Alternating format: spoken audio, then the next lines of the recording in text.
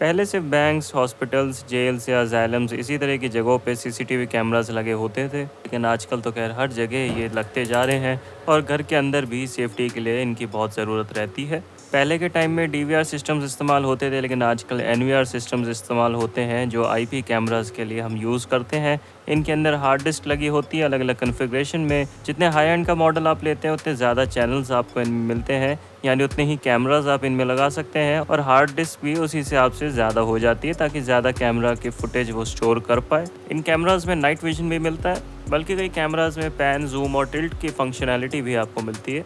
पूरी डिटेल में in camera systems के बारे में आज हम बात करेंगे। एक NVR based surveillance system install करने के लिए आपको ये सारी चीज़ों की ज़रूरत पड़ती है। तो ये तो हो गया आपका मेन एनवीआर, जो पुराने टाइम में डीवीआर होता था। आजकल ये आईपी कैमरास के लिए एनवीआर यूज़ होता है। डी लिंक के ईथरनेट कनेक्टर्स, RJ45 जैक्स कहते हैं। 4 मेगापिक्सल के कैमराज है और एक ये PoE स्विच है। क्योंकि इसके अंदर कोई इनबिल्ट PoE सिस्टम नहीं होता तो अलग से हमें PoE यूज़ करना पड़ता है। PoE यानी कि पावर ऑन ईथरनेट। तो ये जो कैमराज होते हैं आजकल के, इनमें अलग से आपको अडेप्टर नहीं लगाना पड़ता। और ये है ईथरनेट केबल हमारी D-Link की 100 मीटर का ये रोल है। बॉक्स के ऊपर हिकिविजन की ब्रांडिंग है और इसके सीरीज़ के बारे में कई बातें लिखी हैं।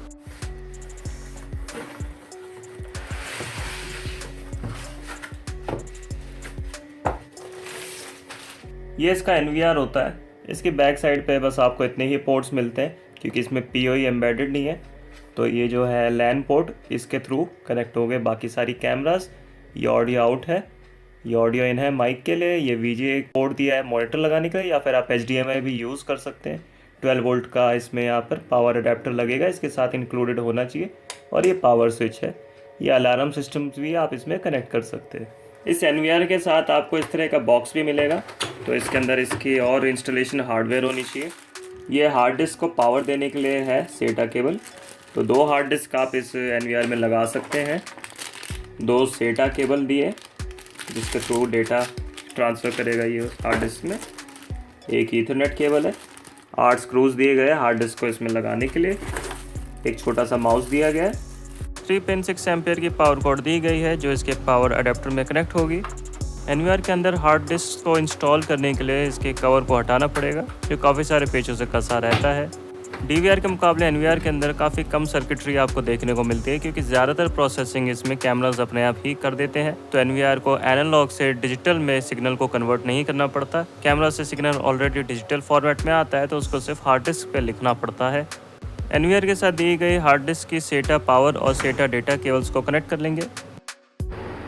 इन केबल्स के कनेक्टर्स डायरेक्शनल होते हैं तो इन्हें देख के लगाएं। कनेक्टर्स अगर लूज़ रह जाते हैं या अंदर ठीक से आप इन्हें पुश नहीं करते तो सिस्टम ऑन करने पे हार्ड डिस्क को डिटेक्ट नहीं करेगा। केबल टाइज या किसी केबल ऑर्गेनाइज़र की मदद से इसको ऑर्गेनाइज कर लें। मदरबोर्ड के ऊपर एक 3 वोल्ट का लिथियम सेल भी लगा होता है जो कंप्यूटर्स के तरह इसके टाइम और डेट की फंक्शनैलिटी को कंटिन्यू रखता है। इसके साइड में एक छोटा सा सोनॉन का कूलिंग फ़ैन भी लगा हुआ है जो मदरबोर्ड और हार्ड डिस्क को कूल रखेगा। एनवीआर तो अब इंस्टॉलेशन के लिए तैयार हो चुका है, लेकिन इसके अंदर कोई इनबिल्ट PoE स्विच नहीं है। इस कारण से एक अलग PoE ईथरनेट स्विच हमें इस्तेमाल करना पड़ता है। ये भी हिकिविजन का ही ले लिया, वैसे अलग अलग ब्रांड्स जैसे TP-Link, नेटगियर इस तरह के कंपनीज़ में भी ये अवेलेबल होते हैं। ये 8 चैनल का PoE स्विच है जिसमें 2 पोर्ट्स पे तो ये एक्स्ट्रा पावर सपोर्ट करता है कैमरास को सप्लाई करने के लिए, और एक अपलिंक का पोर्ट भी दिया हुआ है जिसके ज़रिए ये एनवीआर में कनेक्ट होगा। फिलहाल मुझे 6 ही कैमरास को इंस्टॉल करना है तो ये सफिशेंट है, लेकिन ये जो एनवीआर है हमारा 16 चैनल का है तो इनकेस आपको ज़्यादा कैमरास इंस्टॉल करने तो 16 चैनल PoE स्विच इस्तेमाल करना पड़ेगा। इसके साथ आपको क्विक स्टार्ट गाइड भी मिल जाती है इनकेस कोई भी आपके डाउट्स हैं तो उससे सॉल्व होने चाहिए। ईथरनेट स्विच भी अलग से पावर कंज्यूम करता है तो इसके लिए भी एक पावर कॉर्ड और एक पावर अडेप्टर दिया है। ये ध्यान रखिए कि एनवीआर और स्विच के जो पावर अडेप्टर्स हैं सेपरेट है और ये आपस में गलती से भी इंटरचेंज नहीं होने चाहिए, क्योंकि जो पावर अडेप्टर स्विच को पावर देता है ये ज़्यादा वोल्ट्स का होता है और अगर आपने इस पावर अडेप्टर का सॉकेट एनवीआर में कनेक्ट कर दिया तो एनवीआर डैमेज हो जाएगा। ये टरेट डोम कैमराज है जो इंडोर के लिए हम यूज़ करते हैं। इनका 2K का रेजोल्यूशन है जो हाई डेफिनेशन सपोर्ट करता है और साथ में इनमें माइक्रोफोन भी बिल्ट इन आता है। इनके एपर्चर पे अगर आप गौर करें तो एक कैमरा पे आपको 4 mm का एपर्चर मिलेगा, दूसरे पे 2.8 mm। 4 mm का मतलब है ये थोड़ा सा टेलीस्कोपिक रहेगा, और 2.8 mm का जो कैमरा है ये वाइड एंगल लेंस के साथ आता है। एक ही कैमरा से आप पूरा रूम कवर कर सकते हैं, लेकिन इसमें आपको डिस्टॉर्शन ज़्यादा मिलता है इमेज का। वाटर प्रूफिंग के लिए आपको इसमें टेप मिल जाती है, 2 टेप्स हैं। ड्रिल करने के लिए टेम्पलेट, एक यूजर्स मैनुअल, इसके ये स्क्रूज और वॉल प्लग्स। ईथरनेट जैक को वाटरप्रूफ करने के लिए एक जैकेट और सिलिकॉन के ओरिंग्स दिए हैं। डबल सेफ्टी के लिए इसके ऊपर एक वाटरप्रूफिंग की टेप जो अभी हमने देखी थी वो लगाई जाती है। कैमरा की पूरी हाउसिंग एल्यूमिनियम की है, क्योंकि कैमरा जब चल रहा होता है तो गर्म होता है, तो उसको ठंडा रखने में ये हीट सिंक का काम करती है। और सबसे अच्छी बात इनकी ये है कि H.265+ के फॉर्मेट को सपोर्ट करते हैं। ये कंप्रेशन फॉर्मेट है जो कम जगह लेता है आपकी हार्ड डिस्क पे, जिससे ज़्यादा फुटेज आप स्टोर कर पाते हैं। कैमरा पे जहाँ आप लिखा है इस हिस्से को ऊपर की तरफ रखा जाता है। ये कैमरा की ओरिएंटेशन दिखाता है। इसको कनेक्ट करने के लिए एक ईथरनेट कनेक्टर दिया है। ये पावर ऑन ईथरनेट को सपोर्ट करता है और इसी के जरिए सिग्नल्स ट्रांसमिट करता है। कैमरा पे एक अलग से पावर अडेप्टर के लिए भी कनेक्टर दिया है। इनकेस आपके पास POE स्विच नहीं है तो पावर अडेप्टर के जरिए इसको आप पावर दे सकते हैं। जनरली आउटडोर के लिए हम बुलेट कैमरास का इस्तेमाल करते हैं, जो डे लाइट के हिसाब से ज़्यादा बेहतर ऑप्टिमाइज्ड होता है, लेकिन डोम कैमरास को भी आप आउटडोर माउंट कर सकते हैं, क्योंकि ये सारे ही कैमरास वेदर प्रूफ हैं। लेकिन ज़्यादातर बुलेट कैमरास में माइक्रोफोन इनबिल्ट नहीं आता, वहीं तकरीबन ज़्यादातर डोम कैमरास में माइक्रोफोन इनबिल्ट होता है, क्योंकि इंडोर के हिसाब से इनको बनाया जाता है। इसके साथ भी सेम इंस्टॉलेशन हार्डवेयर और कनेक्टर्स आपको मिल जाते हैं। एडजस्टमेंट के लिए ये 2 स्क्रूज दिए गए। Of the camera indoor camera को मैंने माउंट कर लिया है। इसका ब्रैकेट इस तरीके से दीवार पे लग जाता है। इसके बाद कैमरे को बीच में रख के इसके ऊपर का जो कवर होता है उसको दबा के लगा लिया जाता है। ऐसे बुलेट कैमरा को भी माउंट कर लिया है इसके 3 पेचों के मदद से। कैमरा का एंगल एडजस्ट करने के लिए 2 स्क्रूज को लूज करके कैमरे को अपनी मनपसंद जगह पे रख के फिर इनके स्क्रूज को कस लें। डोम कैमरा को तो आप हाथ से ऊपर नीचे करके एडजस्ट कर सकते हैं। इंस्टॉलेशन पूरा करने के बाद ही इनका एंगल परफेक्टली एडजस्ट करेंगे। हर कैमरा से अपनी अलग ईथरनेट केबल जाएगी POE स्विच तक, यानी 6 कैमराज हैं तो 6 ईथरनेट केबल्स POE स्विच तक हमें ले जानी है। ईथरनेट केबल्स का पिन आउट आपके सामने स्क्रीन पे है और इसी तरीके से केबल्स को आपको अरेंज करना है। क्रिम्प करने से पहले सही ऑर्डर में रख के ईथरनेट जैक के अंदर इन केबल्स को सरका लें और एक ईथरनेट क्रिम्पिंग टूल की मदद से इनको क्रिम्प कर लें। इस पर ऑलरेडी एक डिटेल्ड वीडियो आई हुई है चैनल पे, उसका लिंक भी इस वीडियो के डिस्क्रिप्शन में मिल जाएगा।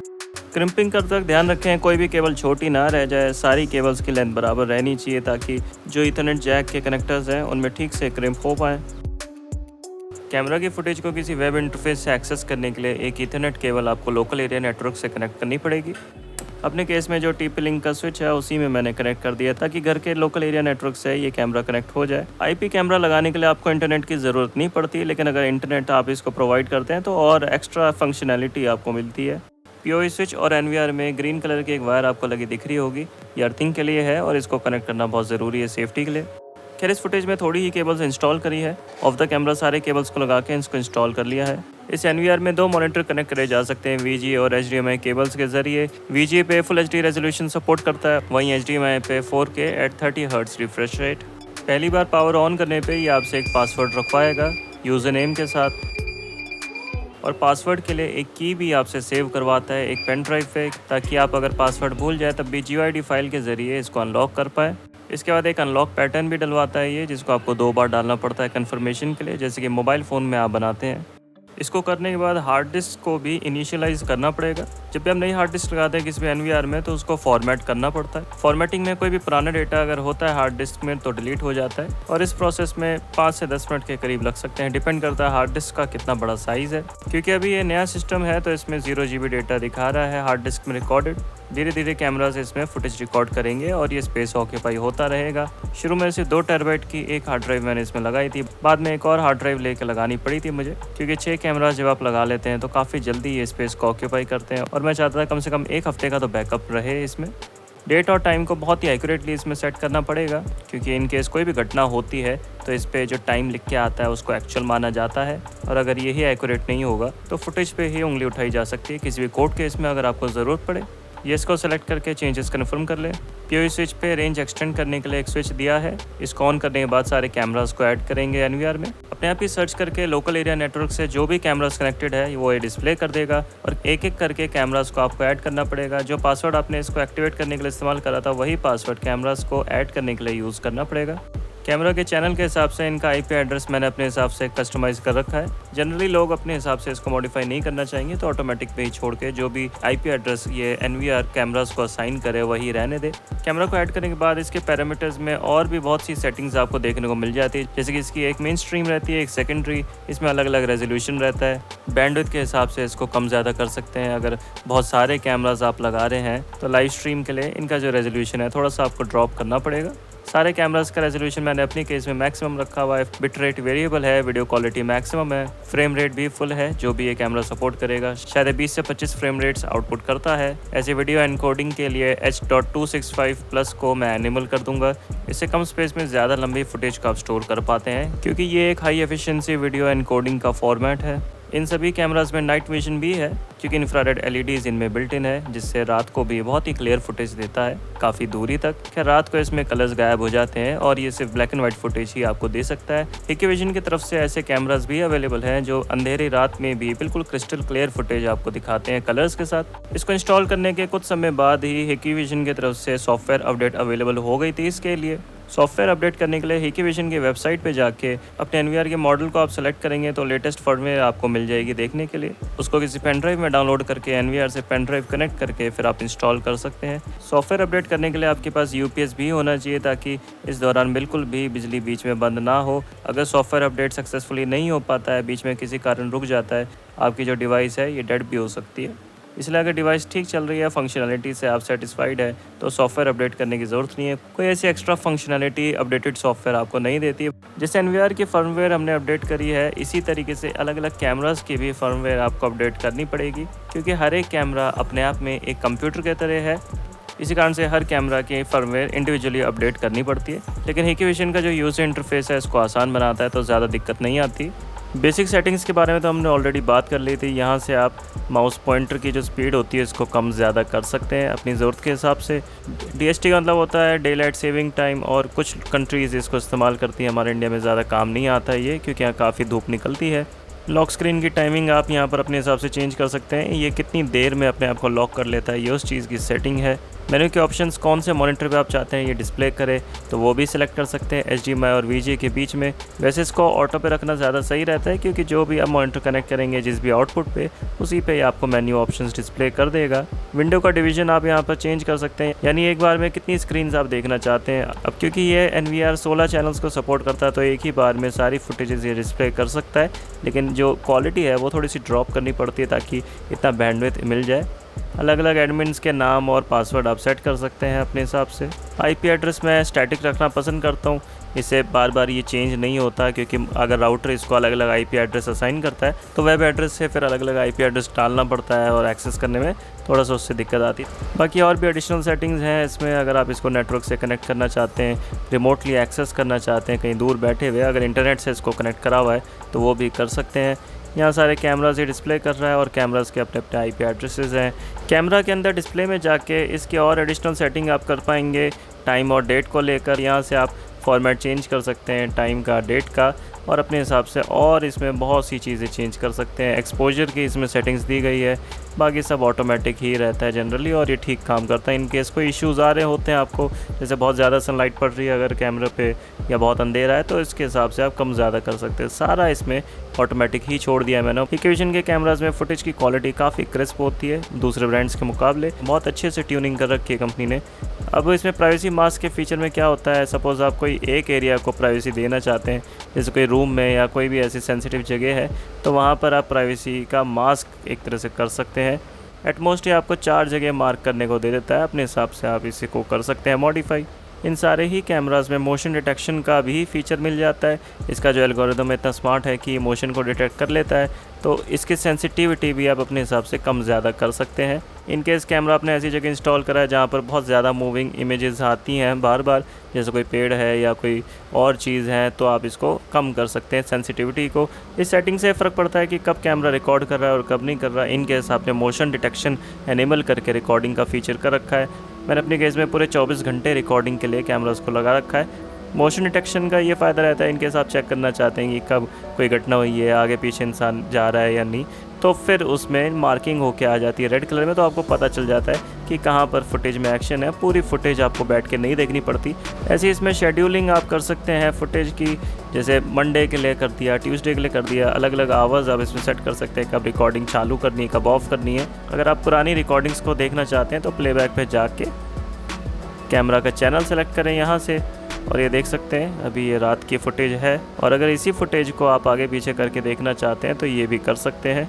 इसी फुटेज को अगर आप पेन ड्राइव पे या हार्ड ड्राइव पे एक्सपोर्ट करना चाहते हैं तो ये जो आइकॉन्स हैं इनमें क्लिप पे आपको सेलेक्ट करना पड़ेगा, और जो भी टाइमिंग है फुटेज की, जहाँ से जहाँ तक आप चाहते हैं फुटेज को एक्सपोर्ट करना, वो इसमें सेलेक्ट करके सेव पे दबाएं, उसके बाद ओके करें। और यहाँ पर जो भी पेन ड्राइव या हार्ड ड्राइव आपने कनेक्ट कर रखी होगी NVR से, वो शो करेगा। ये अभी फ़िलहाल कोई भी नहीं करी हुई, इसलिए ये अभी नहीं कर रहा। और जैसे ही आप सेव दबाएंगे वो फुटेज आपकी हार्ड ड्राइव या पेन ड्राइव पे सेव हो जाएगी, और उसको आप फिर अपने कंप्यूटर में कनेक्ट करके फुटेज को डाउनलोड कर सकते हैं। ध्यान रखिए इसकी फुटेज केवल VLC मीडिया प्लेयर के ज़रिए आप प्ले कर पाएंगे। नॉर्मली मोबाइल फ़ोन्स पे इतनी ईजिली वो प्ले नहीं होती, थोड़ा अलग सा फॉर्मेट होता है।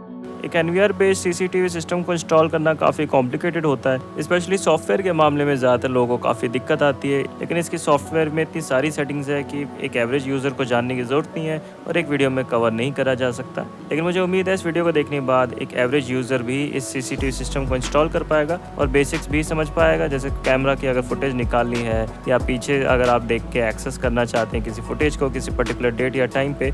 इस तरह के CCTV सिस्टम्स में अलग अलग कंपोनेंट्स की अलग अलग कीमत रहती है। तो NVR की अगर आप देखें कीमत 3-4 हज़ार से शुरू हो जाता है, और जितने हाई एंड का आप लेंगे उतने ज़्यादा चैनल्स आपको मिल जाते हैं इनमें, और उतनी ही ज़्यादा बैंडविड्थ भी मिलती है। इसी तरीके से POS से जितने चैनल का होगा उतनी इनकी कीमत बढ़ती जाएगी। ऐसे कैमरास 1500 रुपये से शुरू होकर काफ़ी एक्सपेंसिव भी जाते हैं, डिपेंड करता है कितनी फंक्शनलिटी वो आपको ऑफर करते हैं। NCR में हिकिविजन के ऑथराइज्ड डिस्ट्रीब्यूटर का लिंक आपको वीडियो के डिस्क्रिप्शन में मिल जाएगा जाके देखने के लिए। तो मुझे उम्मीद है वीडियो आपको पसंद आई होगी। अगर आपके कोई भी सवाल है CCTV सिस्टम से जुड़े हो तो कमेंट से ज़रूर पूछ सकते हैं मुझसे।